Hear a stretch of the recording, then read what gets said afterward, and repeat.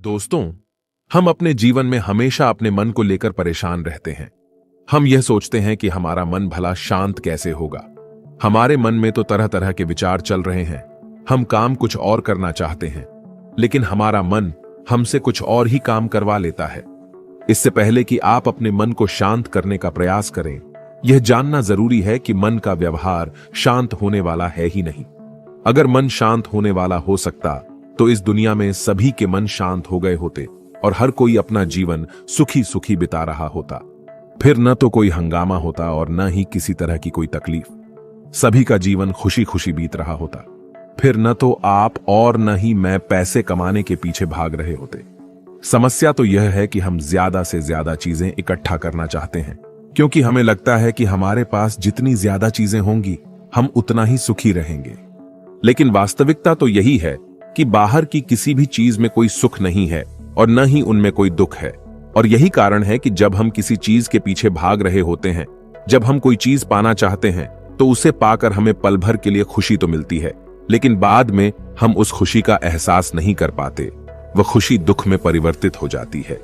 और इसी प्रकार से हम एक चीज से दूसरी चीज, दूसरी से तीसरी चीज के पीछे लगातार भागते रहते हैं, क्योंकि हमें ऐसा ही लगता है कि यदि हम वह चीज पालेंगे तो हम सुखी हो जाएंगे। लेकिन वास्तविकता में वही सुख हमारे दुख का कारण बन जाता है, जिस कारण हमारा मन बेचैन रहने लगता है। हम उस चीज को पाने के लिए तरह तरह के उपाय करते हैं, जिस कारण हमारा मन और भी बेचैन होने लगता है। और यह बेचैनी धीरे धीरे चिंता का रूप ले लेती है और हमारा मन पूरी तरह से अशांत हो जाता है। हमें कुछ भी अच्छा नहीं लगता। हमें लगता है कि जो कुछ हमने मांगा था उसका उल्टा हो रहा है। सब कुछ हमारे विपरीत जा रहा है। और फिर हम अपने मन को शांत करने के लिए ध्यान करना शुरू करते हैं, क्योंकि एक ध्यान ही वह मार्ग है जो हमें ज्ञान की ओर ले जाता है। वह हमें यह बताता है कि बाहर किसी भी चीज में कोई सुख नहीं है और न ही दुख है। दुख और सुख तो हमारे मन का भ्रम है। यह हमारे मन की एक उपज है, जिसके लालच में हमारा मन हमें यहां वहां भगाता रहता है। जैसे कि महीनों से भूखे एक भिखारी को अगर एक सूखी रोटी भी मिल जाए तो वह उसके लिए सुख है, वह उसके लिए अमृत है। और ठीक उसी के विपरीत यदि किसी धनवान के घर पर 56 प्रकार के भोग भी बन जाए, तब भी वह उसे खाकर तो दुखी ही रहेगा। यह तो उनकी मनस्थिति पर निर्भर करता है। इसे और अच्छे से समझने के लिए आज की जो कहानी मैं आपको सुनाने जा रहा हूं, इस कहानी के माध्यम से आप यह समझ पाएंगे कि हमारे मन की स्थिति क्या है और हम इसे कैसे नियंत्रित कर सकते हैं।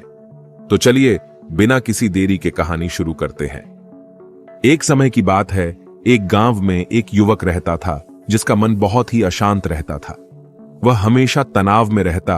वह अपने मन को शांत करना चाहता था, लेकिन उसे कोई भी उपाय नजर नहीं आ रहे थे।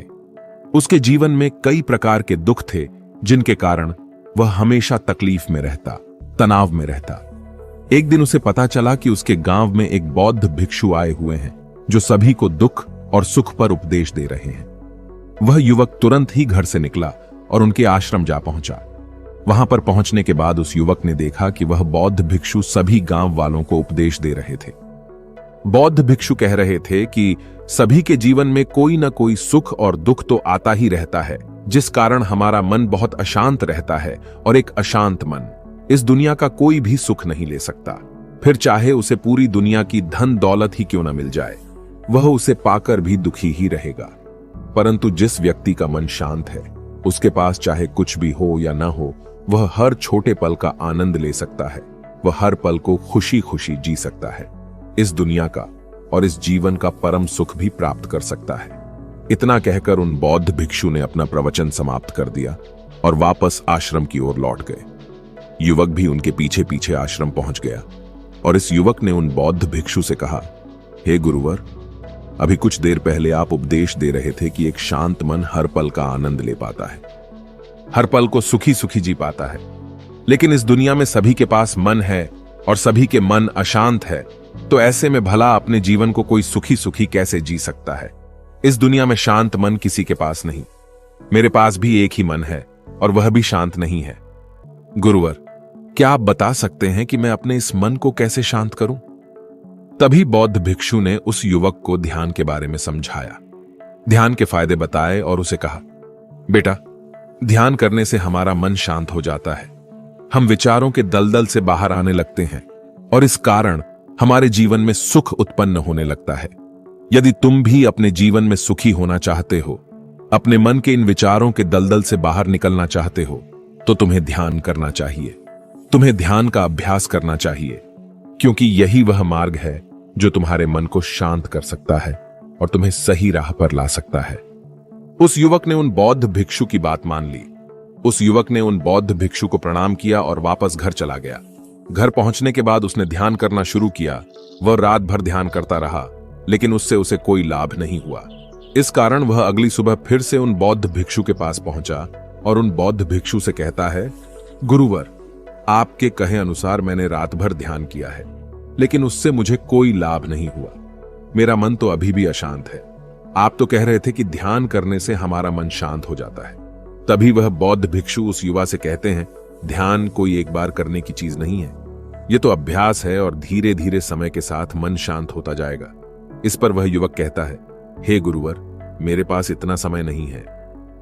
मुझे कोई ऐसा मार्ग बताइए जिससे जल्दी जल्दी मेरा मन शांत हो जाए और मैं खुशी खुशी अपना जीवन जीने लग जाऊं। ऐसे तो मेरा बहुत समय बर्बाद हो जाएगा। मुझे कुछ ऐसा बताइए गुरुदेव, जिससे मेरा मन आज के आज और अभी शांत हो जाए, जिससे मैं सुख की अनुभूति कर पाऊं, मुझे सुकून मिले। उस युवक की यह बात सुनकर बौद्ध भिक्षु मुस्कुराने लगे। उन्होंने उस युवक से कहा, बेटा, मेरे पास तुम्हारे लिए कुछ ऐसा है जिससे तुम्हारा मन अभी के अभी शांत हो जाएगा।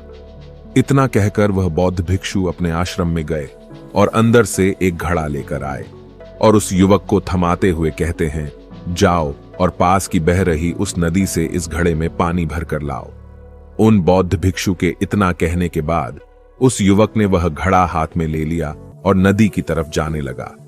उसके बाद मन ही मन सोच रहा था कि लगता है यह गुरु पागल है, इन्हें कुछ नहीं पता। भला यह घड़ा मेरे जीवन में शांति कैसे ला सकता है? यह मेरे मन को शांत कैसे कर सकता है? लेकिन उसके पास और कोई रास्ता नहीं था, जिस कारण उसने घड़ा लिया और पास वाली नदी के पास पहुंच गया। उसने उस नदी में से उस घड़े में पानी भरना शुरू किया, लेकिन जैसे ही उस व्यक्ति ने उस घड़े को नदी से बाहर निकाला तो उस युवक ने देखा कि उस घड़े के चारों ओर छोटे छोटे छेद हैं, जिससे पानी तेजी से बाहर की ओर निकल रहा था। उसने लगातार कई बार प्रयास किए, लेकिन काफी बार कोशिश करने के बाद भी वह उस घड़े को पूरा नहीं भर पाया और थक हार कर उन बौद्ध भिक्षु के पास वापस लौटा और क्रोधित होकर कहता है, गुरुवर, आपने यह कैसा घड़ा दिया है? इसके चारों तरफ तो छेद है। भला मैं इसमें पानी कैसे भरकर ला सकता हूं? जब भी मैं पानी भरता हूं, इस घड़े के छेदों से सारे पानी बाहर निकल जाते हैं। इस घड़े को मैं पूरा नहीं भर सकता। तभी वह बौद्ध भिक्षु उस युवक को शांत कराते हुए कहते हैं, बेटा, शांत हो जाओ। तुम्हें तुम्हारे प्रश्न का जवाब ही तो दे रहा हूं, और यदि तुम क्रोधित अवस्था में इस जवाब को सुनोगे तो इसे समझना तुम्हारे लिए मुश्किल हो जाएगा। इसलिए शांत हो जाओ और मेरी बात समझने का प्रयास करो। यह जो घड़ा मैंने तुम्हें दिया है, इसे अपना मन समझो, और मन केवल दो ही प्रकार से शांत हो सकता है।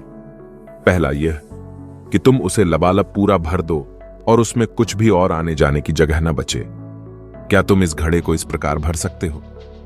इस पर वह युवक कहता है, हे गुरुवर, मैं इस घड़े को लबालब नहीं भर सकता, क्योंकि जब भी मैं इसमें पानी भरता हूं, सारा पानी तो छेद से बाहर निकल जाता है। तभी वह बौद्ध भिक्षु उस युवक से कहते हैं, ठीक इसी तरह हम भी अपने मन को कभी नहीं भर सकते।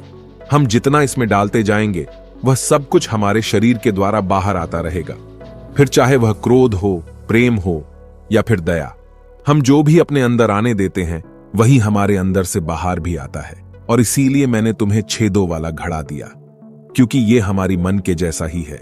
और जब हम इस मन को बस भरना चाहते हैं, तब तुम अपना समय बेकार कर रहे हो। क्या तुम्हें एक पल के लिए भी ये नहीं सोचा कि इसी प्रकार तो तुम अपने मन को भरने में भी लगे हुए हो?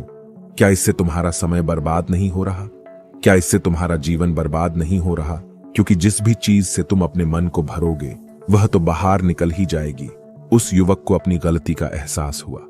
वह तुरंत उन बौद्ध भिक्षु के चरणों में गिर गया और उन बौद्ध भिक्षु से कहता है, गुरुवर, आपने सच कहा। मैंने कभी भी इसके बारे में नहीं सोचा कि मैं अपना जीवन अपने आप ही बर्बाद कर रहा था। ठीक है, मैं तो इस बात से अनजान था, लेकिन आज आपने मेरी आंखें खोल दी।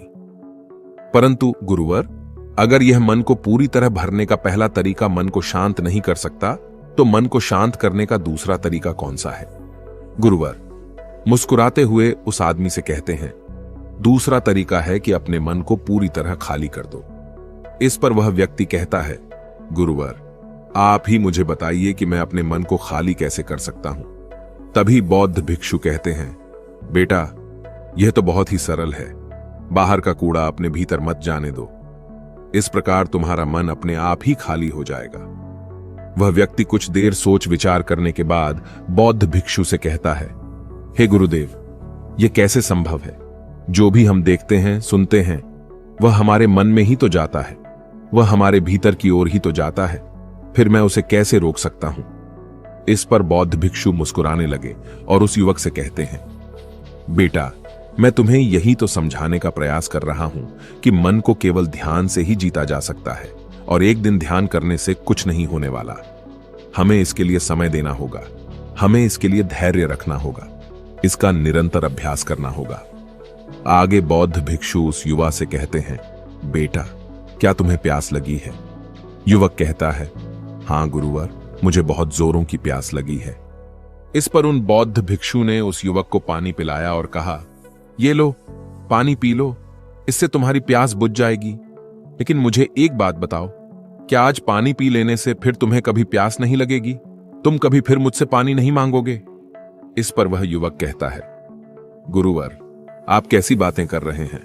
पानी तो हमारे जीवन का एक हिस्सा है, इसके बिना तो हम मर जाएंगे, और आप कह रहे हैं कि आज पानी पी लो और उसके बाद मैं कभी पानी न पीऊं। यह भला कैसे संभव है? प्यास तो हमें रोज आती है और हम रोज पानी पीते हैं, इसके बिना तो हम मर जाएंगे। तभी बौद्ध भिक्षु मुस्कुराते हुए उस युवक से कहते हैं, ठीक इसी प्रकार एक दिन के ध्यान से हमारा मन शांत नहीं हो सकता, उसे भी रोज भूख लगती है और उसे रोज रोज हमें आहार भी देना पड़ता है, उसे भी रोज पानी पीने की जरूरत पड़ती है, और ठीक उसी प्रकार हमें हर दिन ध्यान करने की भी जरूरत पड़ती है। और जब हम निरंतर ध्यान करते हैं, इसका अभ्यास करते हैं, तो देखते ही देखते हमारे मन की भूख शांत होने लगती है और एक समय पर हमारा मन सारे विचार उत्पन्न करना बंद कर देता है। तब वह बाहर से कुछ भी ग्रहण नहीं कर पाता और जो कोई भी विचार हमारे भीतर है वह सारे विचार देखते ही देखते समाप्त हो जाते हैं और इसी प्रकार धीरे धीरे हमारा मन शांत होने लगता है। आगे वह बौद्ध भिक्षु उस युवक से कहते हैं, बेटा तुम ही तो कह रहे थे कि तुमने रात भर ध्यान किया है, लेकिन उसके बाद भी तुम्हारा मन शांत नहीं हो रहा। बेटा तुम चाहो तो 1 घंटे के लिए ध्यान कर सकते हो, चाहो तो पूरा दिन भर तुम ध्यान करो, लेकिन इसका लाभ भी तुम्हें उतना ही मिलेगा। अर्थात मान लो तुम 1 दिन के लिए ध्यान करते हो तो इससे तुम्हारे मन को भी शांति केवल कुछ समय के लिए ही मिलेगी। यह हो सकता है कि वह 1 घंटे के लिए शांत रहे या फिर केवल कुछ क्षणों के लिए, लेकिन वह शांत अवश्य होगा। लेकिन जैसे ही उसे फिर से भूख लगेगी वह फिर से अशांत हो जाएगा और फिर से यहां वहां भागने लगेगा और वह अपने विचारों की तलाश में आगे बढ़ेगा, क्योंकि उसे भी तो भूख लगी है, उसे भी तो खाना चाहिए, उसे भी तो पानी चाहिए। जैसे कि जब तुम्हें भूख लगती है तुम अशांत हो जाते हो, क्योंकि तुम्हें भोजन चाहिए, पानी चाहिए, ताकि तुम अपने पेट की भूख को मिटा सके और तुम्हें शांति मिले। इस पर वह युवक कहता है, आप सत्य कहते हैं, मैं ही गलत था, मेरी ही गलती है। मैं अपने मन को अवश्य शांत करके रहूंगा, फिर चाहे इसके लिए मुझे कितना भी समय क्यों न लग जाए, मैं भी उस सुख को प्राप्त करके ही रहूंगा। मैं इस खाली घड़े में पानी भरकर अपने जीवन को बर्बाद नहीं करना चाहता। मैं अपने मन को शांत करके ही रहूंगा, मैं अपने मन को पूरी तरह से खाली कर दूंगा। इतना कहकर उस युवक ने उन बौद्ध भिक्षुओं को प्रणाम किया और वापस अपने घर की ओर लौट गया। दोस्तों, हम लोगों के जीवन में भी कई प्रकार की समस्याएं हैं और हम उन समस्याओं का समाधान करना चाहते हैं, और अंत में हमें जो मार्ग मिलता है वह ध्यान है।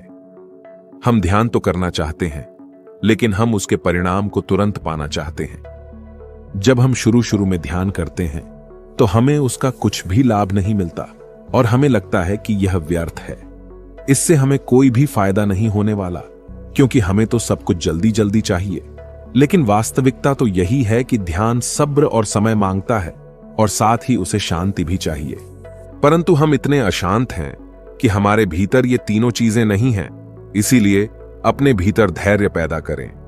जब आपके भीतर धैर्य पैदा होगा, तभी आप सब्र, समय और शांति के महत्व को समझ पाएंगे, और फिर आपका समय चाहे कैसा भी क्यों ना चल रहा हो, आप हर समय खुश रहना सीख जाएंगे। अगर आपका मन अशांत है, तो यह किसी और के हाथों में नहीं है कि वह आपके मन को शांत कर सके। यह तो आपके हाथों में है कि आप अपने मन को किस प्रकार और कितनी देर तक के लिए शांत कर सकते हैं। दोस्तों, आपने आज के इस वीडियो से क्या सीखा, वह मुझे आप कमेंट में बता सकते हैं। इसी के साथ में उम्मीद है कि आपको आज की वीडियो पसंद आई होगी, तो इस वीडियो को उस इंसान को शेयर करें और उसी के ठीक बाद चैनल को सब्सक्राइब करें। तो चलिए फिर मिलते हैं ऐसी एक और नई वीडियो में। तब तक के लिए अपना ख्याल रखें। धन्यवाद और नमो बुद्धाय।